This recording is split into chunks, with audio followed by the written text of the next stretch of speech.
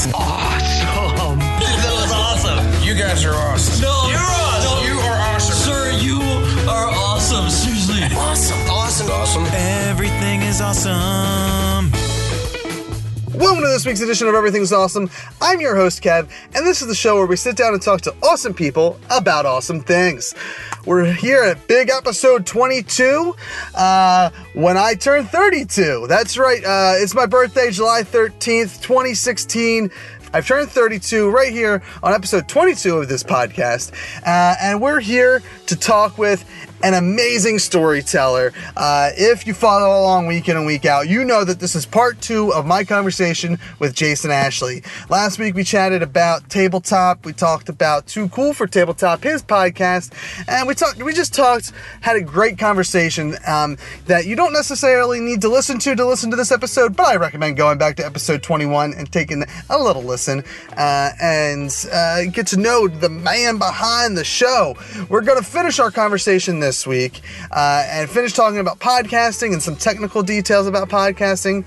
We're going to talk some Marvel, we're going to talk some DC, we're going to talk some movies and just all around pop culture goodness. You know I love myself a good pop culture conversation. And of course, before I let you get to that, well, you know what? You stay tuned to the break. Hopefully, by the time you hit the 30-minute mark or whatever, when we go to a commercial break, I'll have more information about the Philadelphia Podcast Fest for you. That's right. We'll have more information during the break for that. See a little tease for you. And without further ado, please welcome back to the show, the one, the only, the creator of worlds, Jason Ashley from Too Cool For Tabletop. Yeah, and I think you definitely can tell that as the show progresses, and I love it. It's one of my. There are as going back to the beginning of the show, many podcasts I'm behind on, but yours is one of maybe we'll say 4 to 5 podcasts that I make sure I listen to within 24 hours of its release. Oh well, thanks, man. That's nice to hear. I appreciate that.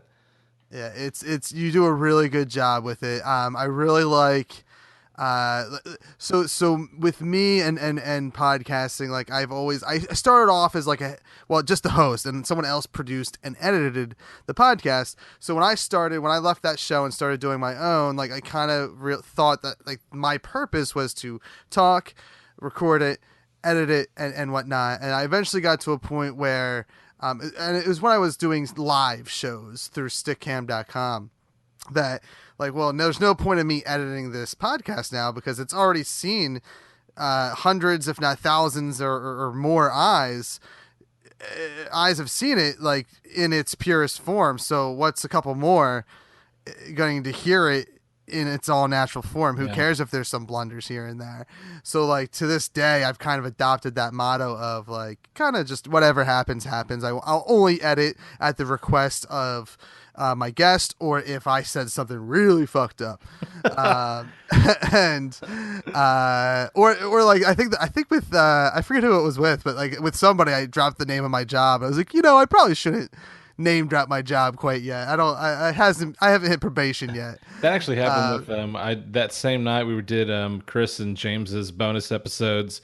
We played a little one shot of a game with Chris James and Chris's wife, and right in the middle of it, Chris name drops the place I work, and I was just like, bleeping that out. I do not want that shared around. So I totally understand that. But yeah, like so I've picked up on like. Now, as you guys have gotten about, late 20s, early 30s into your episodes, like letting the fact that like I picked up for the first time you guys talked over your intro, and I kind of always assumed, well, they're doing a tabletop. They're doing what I do. They cut the intro in later. Like there's no need to play the intro when they're there. But like that little, like now that I know that, it makes your show even better. Oh no, and dude, like, that's our hyping up, man. Like right before the show, like everyone's sitting at the table right before each episode. Everyone's like getting their paperwork ready. Where someone's on their phone, we're dicking around, showing someone a video or whatever. Like people do. And then I'm like, "Are you guys ready?" And everyone like, "Yep, we're ready." And then I hit record, and then it plays our theme song, and like we all like sit and just like Madeline like headbangs to it, and like I air drum to it, and everyone just gets into it. That's like our hype. That's what gets us going. And then as soon as it's over, we're live and we're going. And that's why I feel like when the episode starts, it's usually pretty high energy because we just amped ourselves up to do it. Yeah, and I'll say that is a reason. Like I recently upgraded some things in my studio by simply buying cables, because with my interview with Erin, I was talking to the guy. Like, she responded and said, yes, absolutely, I'll do it.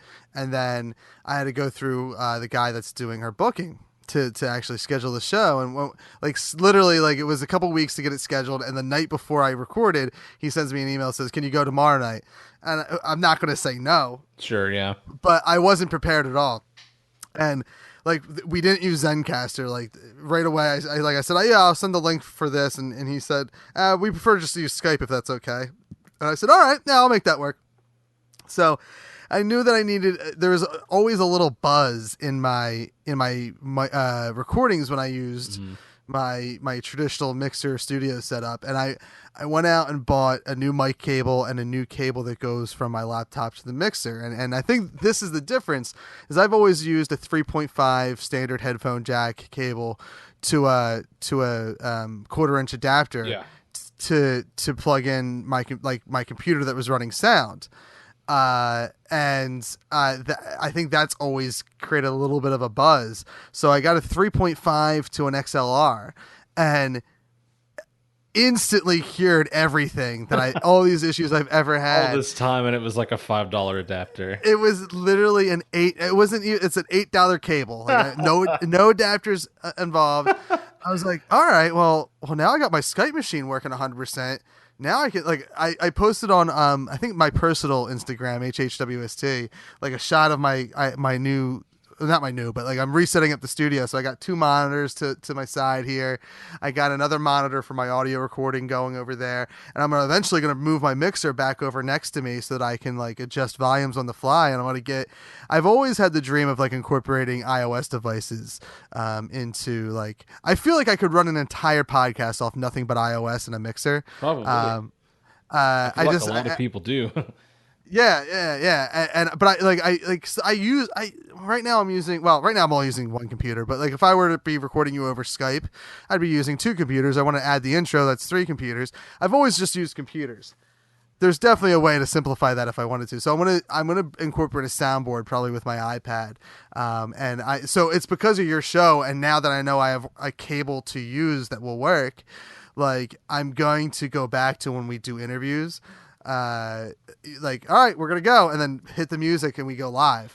Like, it makes and a that big excites difference me for us, man. It really does. Like, we didn't used to do that. Normally I'd just start, but I don't know, as soon as I had the idea to do it, like, everybody loved it, and it's just something we keep doing now. And it's also fun for new people because I've started to incorporate one-shots back into it. Like, every like few campaign episodes, I'm going to have a one-shot, probably starting in the next couple of months. Just because people seem to really like the one-shots a lot. But I've found when you're recording with new people, when you look around and they're sitting at the table and they have no idea what to expect, and you're like, are you ready? And everyone's like, yeah, sure. And then all of a sudden they're hearing a theme song, like, that really elevates it for them. It's not just like, I'm in Jason's spare bedroom and he's making me play Dungeons and Dragons. It's like, oh shit, this is like going, like, there's a theme song, there's narration, like, what's happening? You know, it's fun, man. And I'm all about not showing off, but I'm all about presenting this thing as like the real deal. Being that my professional job is marketing, I learned really fast that if you tell everyone you're the real deal, then everyone just says, oh, that guy's the real deal. You know what I mean? That's pretty much how it works. The power of persuasion is pretty strong. Yeah, it's that's like, now that I know I screwed up the email I sent to Erin to get her booked. I knew, I thought it was going to be like, I was going to be devastated. And I thought I was going to get either no answer or no. So now that I got to yes, I'm like, all right, well, clearly I'm going to get everyone I ask now. and now I know how to word it even better so that they can't say no. And like, I was just saying today, that Kevin Smith is coming to Philly real soon, like in a couple months, to do a Hollywood Babylon in Philly. And I was like, I'm gonna try. I want to find some way to contact him and like see if like he'll be on the show, because like that is another huge get for me. Like I would shit myself if I could get him on the show. And then I was just like, oh, let me flip through his tweets, and he mentioned Philly recently, so let me see when Philly is, and it's literally like on the day that we're recording, in like about 48 hours. It's on Saturday, the 11th or whatever. So I'm like, shit, I can't. This isn't gonna happen at all. And I still am tempted to ask him, but like I don't want to waste it. Like, I think I should wait till next time, so that like I don't waste this opportunity. And I don't know, man. I feel like the worst thing you can do is say no, and I would imagine he probably gets lots of invites. So if you ask now and he says no, and you ask again later, the chances of him being like, "Hey, it's Kevin. I remember that guy." I don't think he'll do it. It's funny. In my email, I have 3 email, and I would have had more if I just remembered, like if I thought at the time, like I'm gonna keep these as marked unread, but I have two tweets that he either liked or retweeted, marked unread, and then Aaron McGathy also after our interview sent a tweet out, and I kept that unread just so that I always have that in my email, so I can always look and say, you know what, these famous people kind of like me. I remember when I first started the podcast, man. I first started Too Cool for Tabletop. I had tweeted at Dungeon World quite a bit on Twitter. And then Adam Coble, who is the one of the creators of it, and got retweets from them. And I was like, oh, shit, I'm fucking famous. And then like I tweeted at, I think it was like National Podcast Day or something. And I tweeted at Comedy Bang Bang and Nerd Poker, just like, thanks for the motivation to do this, otherwise I never would have. And they both liked my tweet, and I remember like I texted my wife like, Nerd Poker and Comedy Bang Bang, they liked my tweets, and she's just like, good job, honey, great. But I don't know, it's exciting to me. I think it's cool as shit. It's funny, the things that like I find super exciting, my fiance is like, I don't care. You just don't get it, man. That's how my wife is. Like, she is 100% supportive. When I'm excited, she's excited for me. But I would say most of the time, she has no idea why I'm excited or what I'm telling her. She's just like, if you're happy, I'm happy. So I can't complain about that. Yeah, it's basically the same boat, because like it's weird. I thought it would be weird being with someone that's like the complete opposite of me, that like doesn't like the things I like. But literally, like I have to convince her to go see Marvel movies. And I got my wife to go see Godzilla with me, and then Star Wars, and she was like, I don't have to see any more movies with you ever again. Except she did enjoy Star Wars, but when Godzilla was over, holy shit, man, the questions she asked me, oh God, it was like the best drive home ever. She was like, so those 2 things weren't his babies? And I'm like, no. She's like, I thought Godzilla was a bad guy. Why did he save everybody? It was just like, it was hilarious, man. It's great. But yeah. I always, whenever I see a movie, I try not to talk during a movie, because like I'm there to watch the movie. Like, sure. I'll make a comment here and there, but that's about it. I really should just start like turning my phone on and hitting record after a movie, because like I always love talking about it. Like, for the longest time, one of the podcasts I used to host was like, let's just talk about TV and movies. And like, that's like my favorite part of a movie is the 20-minute car ride home to talk about that movie, whether it's good or shitty or whatever it is. See, I used to be a very regular thing for me when I was in like my late teens, very early 20s. My first apartment with my best friend Chris, not the same Chris in the podcast, different Chris, but every Friday we would go to the movies, and all summer long, if there was any midnight showings, we would go. I mean, we went to like midnight showings for like fucking Terminator 3. I mean, any midnight show, we'd go to it. And I remember we'd come out of it, and it was just all this excitement and talking about, oh, and this and this and this. And like one of the biggest ones was coming out of Matrix Reloaded. Coming out of that and just being like, holy shit, like mind blown, all these theories about what that meant and what that meant and what that meant. And then we walked out of Matrix Revolutions, and it was just silence. we walked out of it, and everyone kind of stood around, and I think someone was like, well, I'm gonna go home. I was like, okay, bye. Like, it was just so disappointing. I know everyone shits on the second Matrix, but to me it had all these unique ideas and it asked all these interesting questions, and then the third one was like fucking robots, and that's all it was about, and it was so disappointing. But yeah, I just remember that's the one time that I remember coming out of the theater where normally we'd be like, giggling and excited and talking over one another and yelling at how much we loved it. And we just all stood there with this like stunted silence. Like, I don't know how to process my disappointment, so I'm just going to go home and go to bed. I can't think of a movie I've seen like and I walked out disappointed, because I tend to like, I'll know ahead of time if I'm going to enjoy the movie. And I think this is part of our tangent that will air as a bonus episode. But like Batman versus Superman, like I kind of know from the trailer that I'm not going to like that movie. So I'm not going to go see it. See, the part that gave it away for me was the directed by Zack Snyder part.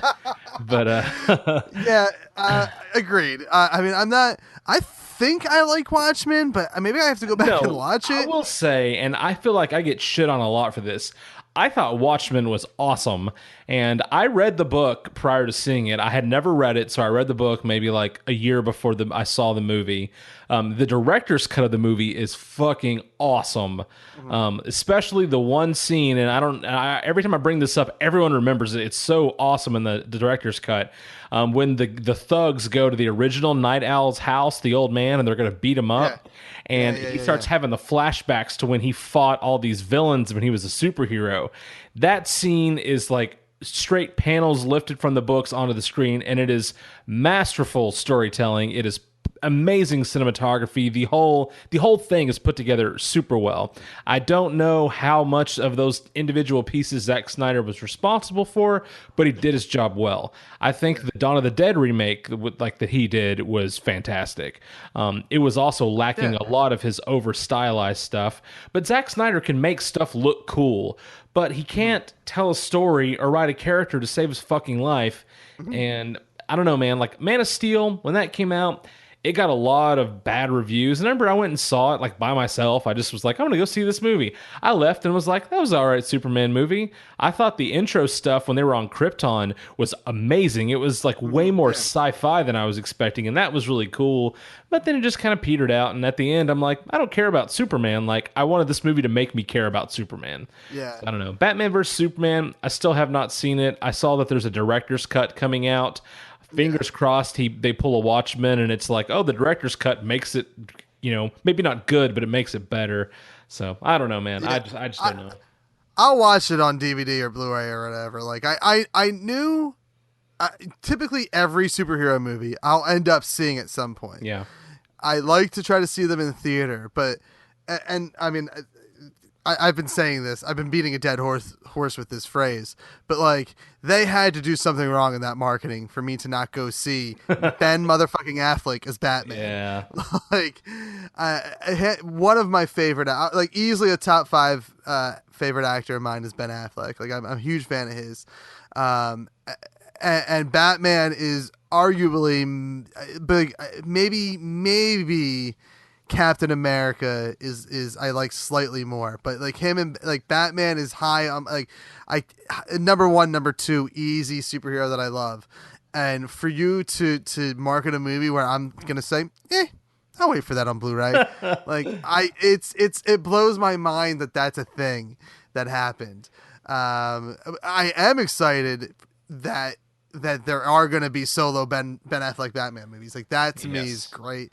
And honestly, like the rest of the DCU, it looks great. Like Suicide Squad looks fantastic. I agree. My big concern for the DCU, and it seems like they're kind of fixing that, is, and I'm not one of those people that shits all over a movie because it tries to make it gritty. I feel like that fits certain movies. Certainly, a gritty Batman movie makes sense because ever since what's his name, Frank Miller, Dark Knight Returns, ever since that happened, it kind of changed people's perception of Batman and how he was treated as a character, and I think it made him more interesting, far more compelling. So a gritty Batman movie, sure.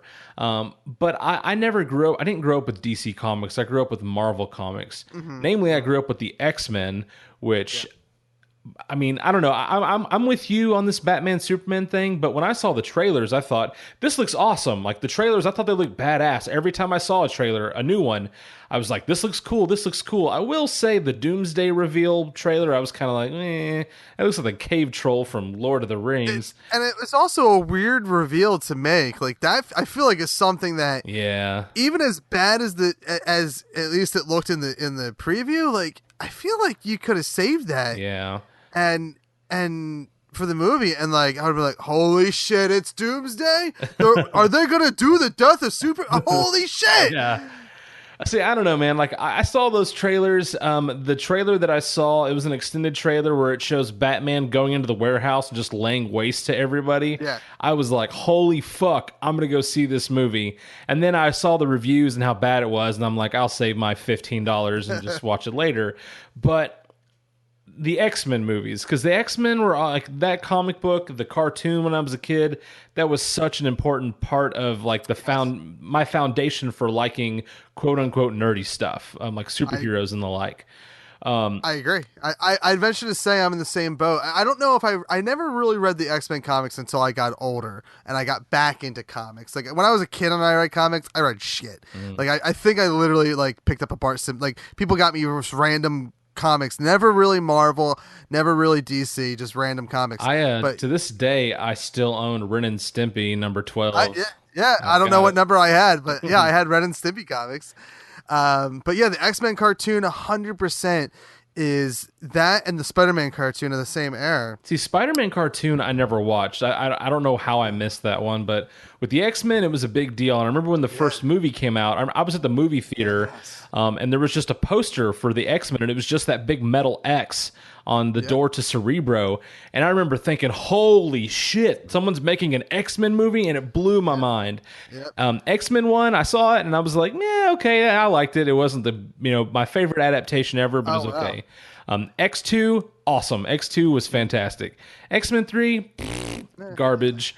And then X-Men Origins Wolverine, I will admit that I was one of those people that downloaded it because it leaked like months early, and I watched it and was like, what is this? Why did anyone think this is a good idea? So anyway, more or less the quality started to decline. The Wolverine, the second one that they did of Wolverine was pretty good. I thought First Class, the stuff with Magneto and Professor X was super interesting.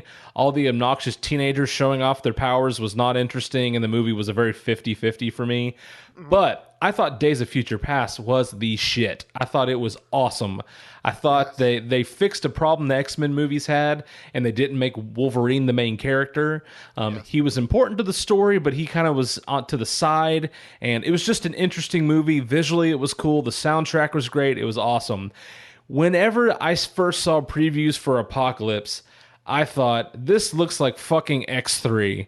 Like, this looks silly as shit. And I hear people talk now about it's their favorite X-Men movie, but then I read the reviews that are pretty much like, this is X3. This is a low point.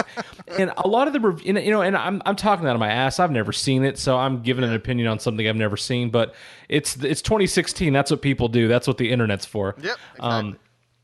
I keep seeing these reviews that don't like it, and their reasons make sense to me. That essentially, Bryan Singer and Fox decided they have to make an X-Men movie where the whole world's at stake and Apocalypse is going to destroy everything. When I feel like X-Men movies work better when the focus is on, it's more tight-knit. It's on them being ostracized or shunned by society, that sort of thing.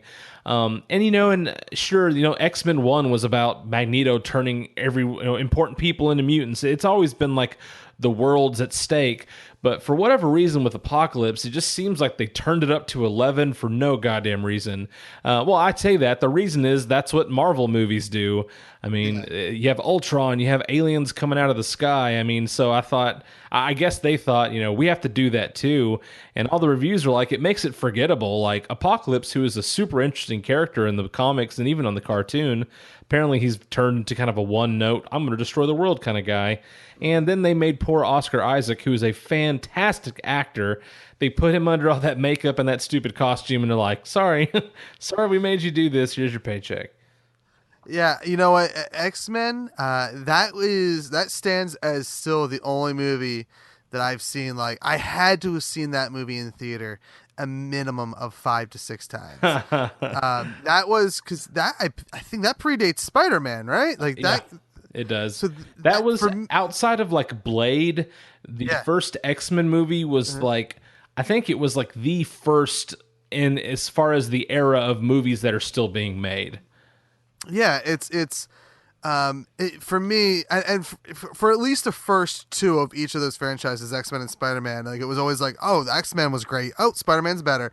Oh, X2 is better than Spider-Man. Oh, Spider-Man 2 is better than X2. Spider-Man 2 is still a fantastic one too. That's one of the best comic book movies, I think. But I was so excited for Avengers when that came out. Like, oh man, yeah. But I'm saying that to make a point of like, I couldn't have been so more excited for a movie until they announced Days of Future Past. Because for me, that is kind of like my Avengers, because Avengers, I was an adult, and everyone that's into Avengers is like, we all were around the same time. Like, we all kind of witnessed it in a short period of time. I've been waiting for X-Men Days of Future Past since the first X-Men movie. Like, the fact that you're taking the Patrick Stewart and all these classic X1 characters and actors and putting them in the same movie as the First Class characters, which was like the first X-Men movie that I had seen, that I was like, oh, X-Men's still good. Like, there's a reason I like this franchise. Yeah. So when they put that together, I was like, this is totally the movie I've been waiting for. Like, I venture to say, until Civil War came out. Like, that was literally for me, my Avengers, seeing the past and the present and everything put together. It was such a, I don't know. I mean, I enjoyed it a lot. Like, I just enjoyed seeing those characters. I love the fact that we're going to see Patrick Stewart again in X3, or not X3, the third Wolverine. The third Wolverine. Like, I apparently love. They just said is going to be titled Weapon X, which I think is a baller name for the third one. I wonder if I know that they're pulling story from Old Man Logan, or at least that's what they're saying. But there is, and I can't remember much of it, but there is like that Weapon X comic that was around for I guess years, that was really good. I really enjoyed it when I was a kid. Not like, I think I read a lot of Ren and Stimpy, Simpsons, and Weapon X. Like, that was like when I was a kid what I read, and then when I got older, I went back and read like Cap and Iron Man and Spider-Man and Batman and stuff. All right, guys, time for the news that I promised earlier in the show. As we mentioned last week, we are going to be performing live at this year's Philadelphia Podcast Festival, and now we have a date and time, August 21st at 2 p.m. at Tattooed Moms on South Street in Philadelphia. Again, mark your calendars, August 21st, 2 p.m. Eastern Standard Time at Tattooed Moms on South Street in Philadelphia, Pennsylvania. It's going to be a good time. I can't wait to share all the details that we have planned for you as they come available. Here's one little insy-binsy hint. I'm going to have a comptroller that's kind of like a co-host. And that man is Mike D'Angelo from TellUs.com and former co-host of That's Entertainment, the unofficial Once Upon a Time podcast. He's been part of this network for a long time. So make sure you check it out. August 21st, 2 p.m. Eastern Standard Time at Tattooed Moms on South Street in Philadelphia, Pennsylvania. And make sure you check out awesomepodcast.com/podcastfest for more information. Well, see, for me, the Marvel movies, the MCU Marvel movies from Marvel Studios, they succeeded in my book because they made me care about and become interested in characters I wasn't interested in when I read comics.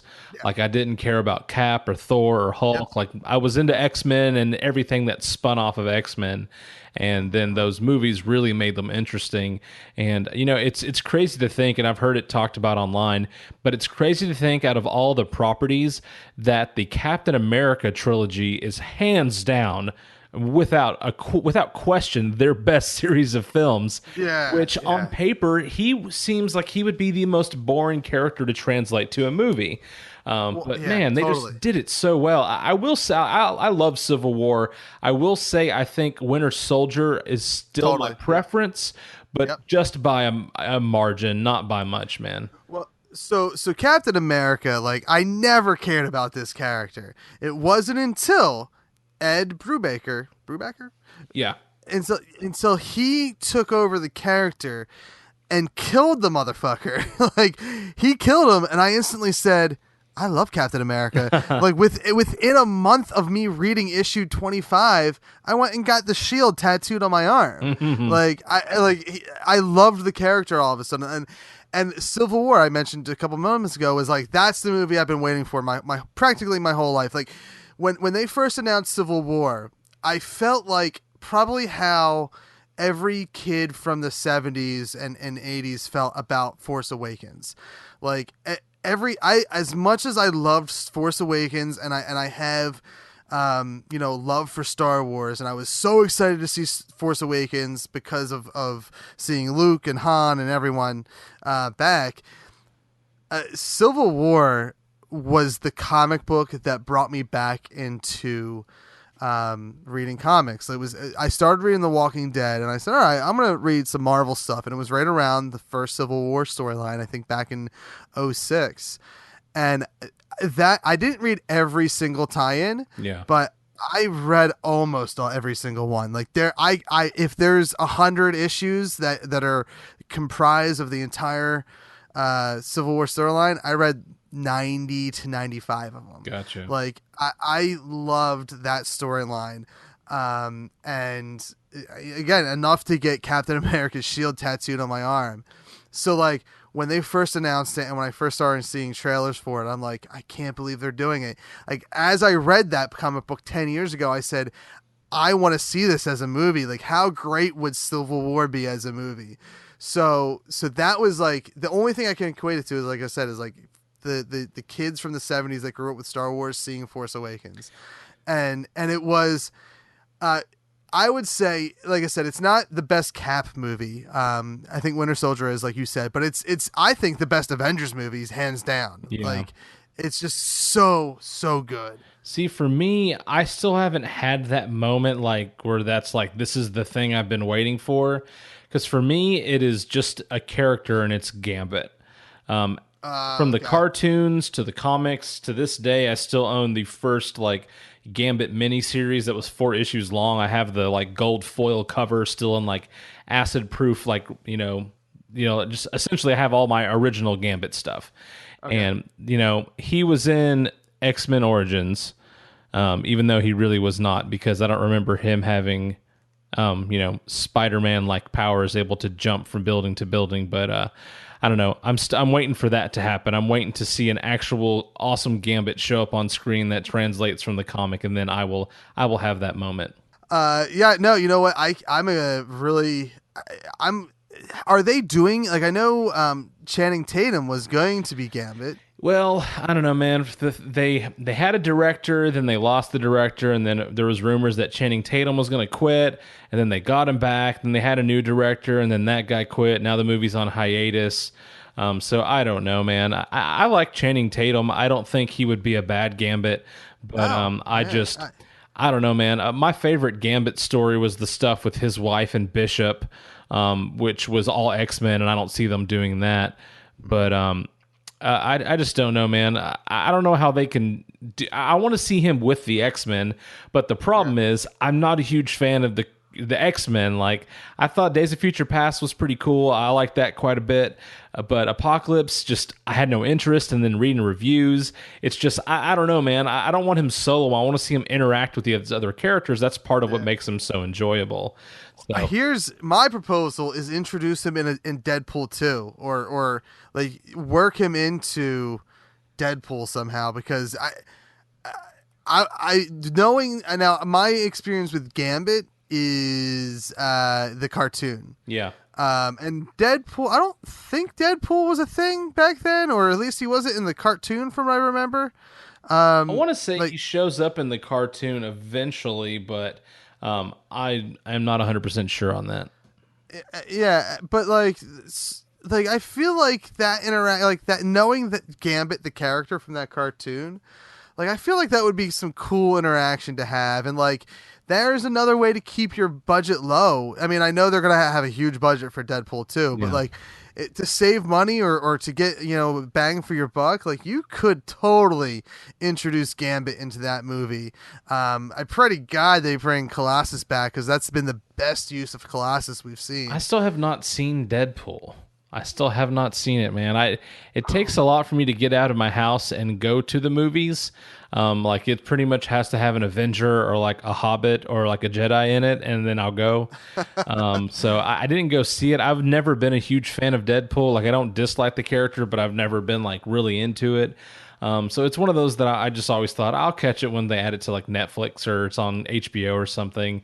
I'll tell you, it's so far my favorite movie of 2016. And see, now, I haven't I've heard that. Like a good friend of mine was just in town visiting, and he was like, "You saw Deadpool, right?" I'm like, "No." He's like, "Oh, it's so good. You have to see it. It's so good." It's I there's really no words. Like it is just, I mean, I guess like it's kind of playing on like the typical superhero movie, but like that's the point of Deadpool. Yeah. Like that's the point they're making, is like, oh, let's just make fun of the superhero genre. It's kind of like a scary movie type of movie. Like it's making fun of the superhero movie, and it does a really good job of it. Yeah, I know I will catch it eventually, and I'm certain I will enjoy it. It's just, it's like podcast, man. It's on my list. I'll get it done eventually. I just couldn't even tell you when. I'll tell you, the moment it drops on Netflix or something, you need to take that hour and a half. Oh, I'm sure I will. They do a good job of keeping it tight, and it's fantastic. Can't recommend it enough. All right, it is getting late, and we should end this. It's been the third time seemingly has finally been the charm for us. Fingers tightly crossed. Fingers tightly crossed. Yes.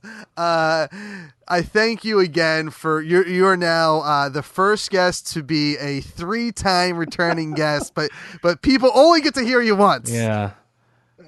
I just that is, man, I'm either like I'm either bad luck or like some kind of good luck charm, because this was the episode that needed to be the episode, not the other two. I don't know, man. Well, you know what? If anything, like I said last time, and I think that this part of it got lost. Like both episodes, the first episode we recorded, and now most of the second episode we recorded, like they are just moments in time, and like it's nice. Like they are moments in time. It sucks that it was a waste of time, I guess. But like it was cool to like now like they're for us. Like there are conversations we had, sure, man, and it helps build this relationship, this friendship that we have going now, because like it's like I don't know, I've really enjoyed the fact that you more than willing to say yes, I'll come back a second time, yes, I'll come back a third time, and like I don't know, I guess professionally I really appreciate it, and personally it's just like really cool, like that I can sit down and say, you know what, officially I can call Jason a friend. Like it's just, oh hell yeah, man, for sure. It's so cool that dude, I like to talk about stuff. I like to talk about nerdy shit. I like to talk about myself. So you don't have to twist my arm real hard to make me sit down and talk about myself and comic books and Star Wars for an hour. It's really not that difficult to do. So I'm happy to do it, man. And the last thing that I'm gonna shill before I let you go is your Patreon page. No, the one thing that got lost from our second attempt, that was probably my favorite part of it. Yes, yeah, no, and Jason can tell you the details about it, but literally, the way he kind of breaks it down is brilliant. That like what he's doing, what he's asking for what he's gonna eventually give back, like $1 a day or $1 a month helps, which is $12 a year. $12 a year, bro. Hashtag $12 a year from like, and that's such like I finally am like in a place where I'm like, all right, I think this is the month that I'm gonna pull the trigger, because I finally have like some like spare money coming in, and but it's Patreon A, for those that don't know, is like an ongoing Kickstarter, and it's for creators. And what it does is it allows creators to have another avenue to try to cover expenses. Some people use it to be like, hey, this is how I want to make my salary. But usually it's to cover expenses or to help create more content. So it's kind of like an ongoing Kickstarter. And it's, a way for the fans to give back to, people like Jason who create epic storytelling in his podcast and D&D. So, and you have officially hit kind of a milestone recently. Yes. So if you want to give all the deets, go ahead. What I'll hide it within a plug for the show so it doesn't seem like I'm just shilling. So anyway, Too Cool for Tabletop. It's my podcast. We do new episodes every Monday. Usually that means Sunday night because I'm impatient. So check us out. It's toocoolfortabletop.com. If you're lazy, you can go to tcftpodcast.com. You can listen to us on iTunes, SoundCloud, Stitcher, TuneIn, pretty much all that stuff. You can find us. Do go to our website. I spent a lot of time working on it. There's some cool stuff there. I write blog posts and shit that has fun stuff, yada, yada, yada. But if you listen to the show and you like the show, and trust me, you'll hear me talk about Patreon a lot in all those commercial breaks because I talk about it a lot. But donate to us. Things we have right now is on our website. There's a bonus section. That section is password protected. The only people that can get into it are my Patreon subscribers or pledges or patrons, whatever they're called. But you don't have to donate a lot. Like if you donate $1 a month, which as Kevin so politely described, that's $12 a year, bro. Like that's nothing. Like that's literally nothing. $12 a year, like just, skip McDonald's one day this week and you got enough to cover me for the year, and I will thank you eternally. But you pledge $1 a month minimum to the show. I will tweet at you and thank you. I'll thank you live on the air. I'll put you on my website in my thank you section. You get access to the bonus section, which has our pilot episode. It's about to have all of our bonus episodes, I think. I'm going to transfer those over there. There's going to be... right now, there's homebrew settings for D&D 5th edition. So if you play D&D, I'm starting to add details of our game world that we're making up, so you can also play your campaigns in that world if you choose to. I've also got, TCFT wallpapers for your phone and your tablet and your computer, and more and more and more and more stuff coming. Very soon, there's going to be an exclusive spin-off podcast that will only be available to Patreon subscribers. That's going to be there. So there's a lot of stuff. So when I'm asking you to donate money and pledge money to the show, I am really trying to give back. I just got some cool Too Cool for Tabletop stickers. We're about to do a cool giveaway for a cool like D&D based choose your own adventure book that our artist put together. We've got a lot of stuff coming. So when I ask you to pledge, it's not so I can go buy another beer. I can buy a 6-pack for a record. All that money goes right back into the show, and all I'm trying to do is make it better and more entertaining. Normally, and this is kind of crazy, and I just put these numbers together. Normally, once a month, I create anywhere between 3 and 6 hours of content for our podcast. In the month of June alone, when it is over, I will have put together almost 18 hours of content in just June. And that was because, for one, my wife is out of town this week, so I was just like, record every day. And I've done more one-shot episodes, yada, yada, yada.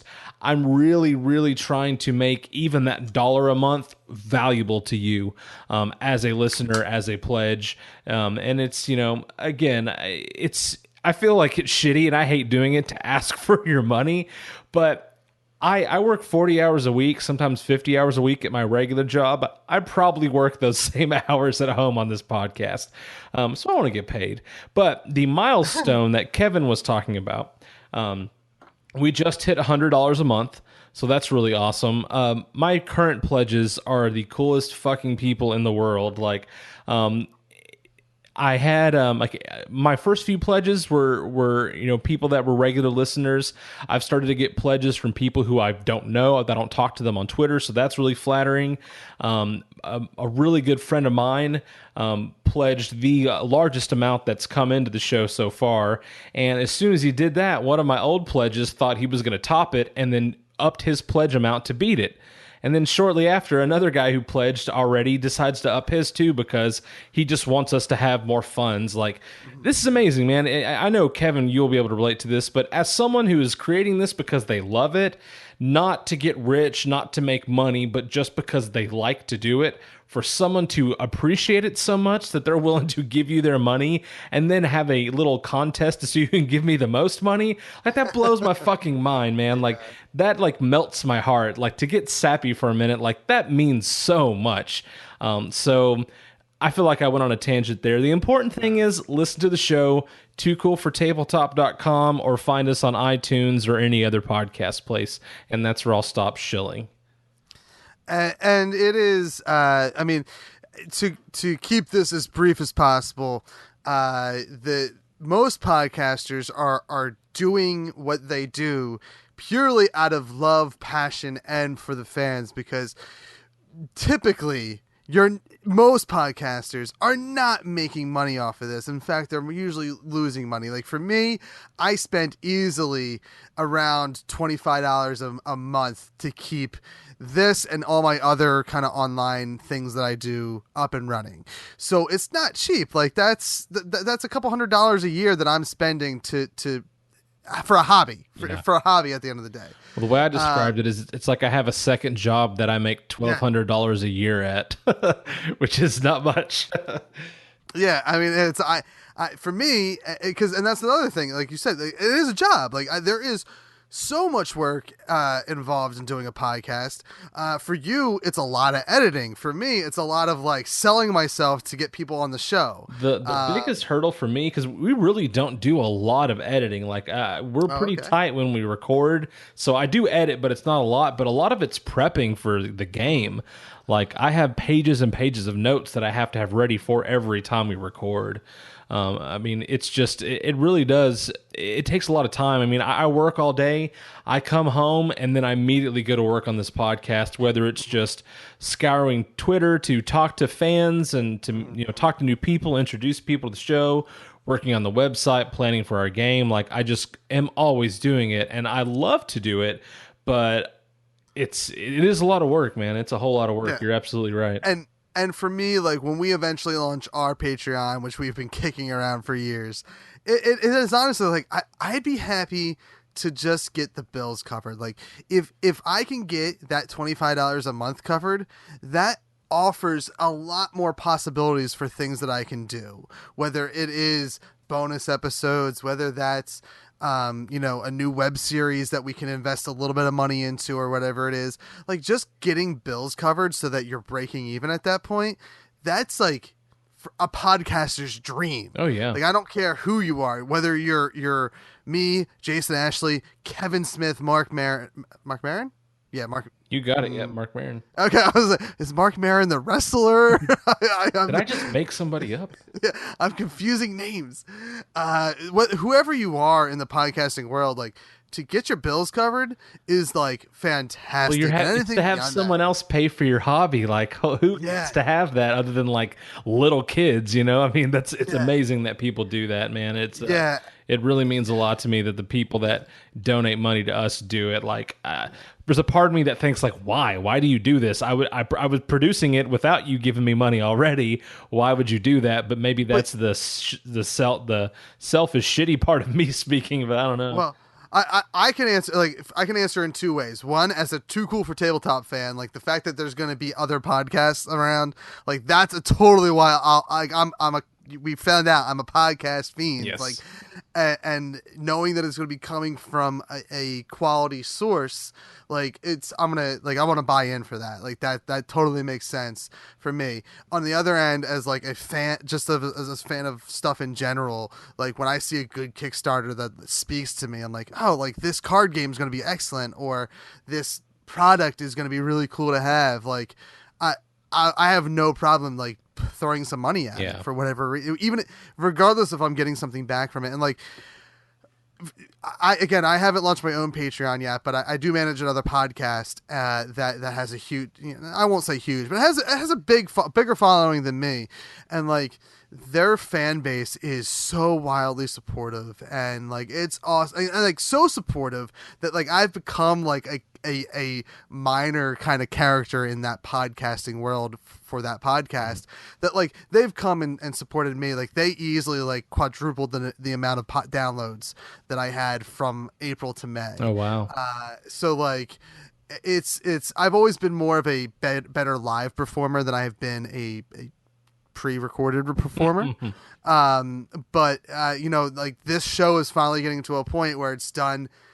Like typically when I do a show about a TV show, I get really high numbers and downloads, and then this is where this show is at finally.